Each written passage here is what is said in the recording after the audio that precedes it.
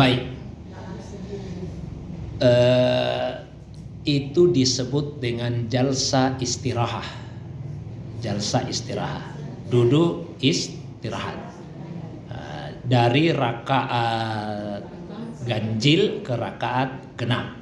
Misalnya 1 ke 2 atau 3 ke 4. Sudah sujud 2 kali sujud, terus mau berdiri ke rakaat 2 atau mau berdiri ke rakaat keempat, duduk dulu sejenak baru kemudian berdiri. Pertanyaannya, apakah itu termasuk sunnah atau tidak? Nah, saya jelaskan dulu agak umum, Bu, ya.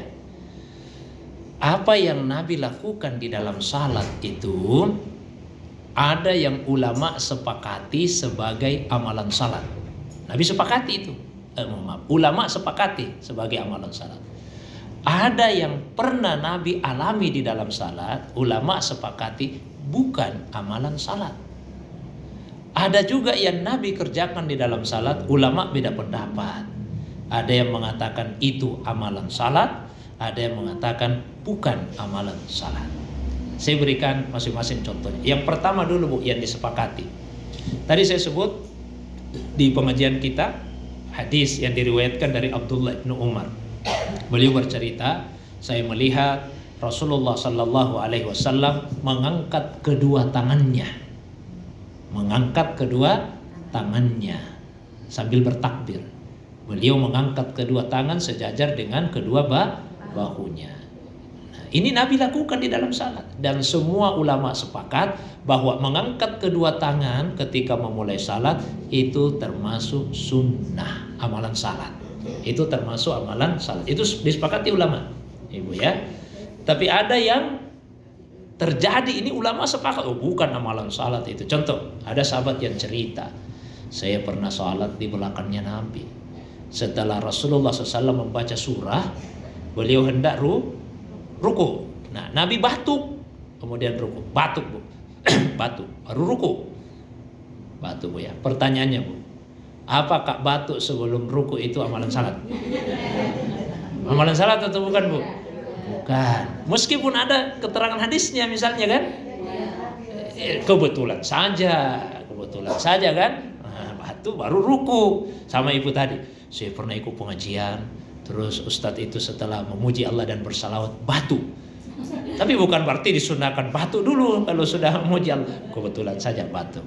Jelas ini dua, Bu, ya. Nah, ini yang ketiga ini. Yang ketiga. Ada amalan Nabi lakukan di dalam salat, tapi ulama berbeda dalam memposisikan itu amalan salat atau bukan.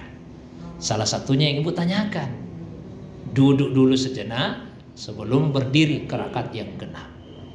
Mayoritas ulama seperti mazhab Hanafiyah, Malikiyah, Hanabila berpendapat bukan amalan salat. Tapi mazhab Syafi'i yang umum diikuti di Indonesia itu berpendapat bahwa termasuk amalan salat. Karena itu dalam mazhab Syafi'i disunnahkan untuk duduk dulu sebelum berdiri. Saya tidak tahu ibu-ibu, ya, tapi kalau sejak dulu Bu, orang tua kita itu kan belajar fikih awalnya berdasarkan mazhab Syafi'i sebetulnya. Maka biasanya duduk dulu sebelum berdiri, ya kan? Nanti belakangan banyak ustaz datang, banyak kitab masuk yang bukan mazhab Syafi'i. Akhirnya mulai ada sedikit pergeseran. Tidak ada masalah, Bu. Yang penting kita selalu berlapang dada lah kalau ada perbedaan. 3 mazhab itu mengatakan bukan amalan salat. Bukan berarti ketiga mazhab ini tidak melihat hadisnya. Mereka melihat hadisnya, tapi memandang itu Nabi lakukan bukan karena amalan salat. Itu Nabi lakukan setelah beliau cukup berumur. Nggak bisa lagi dari sujud langsung berdiri. Waktu masih muda Nabi bisa dari sujud langsung berdiri. Tapi setelah agak berumur nggak bisa lagi. Maka beliau duduk dulu. Kira-kira kalau bahasa kita, ambil dulu, ancang-ancang dulu, ancang berdiri.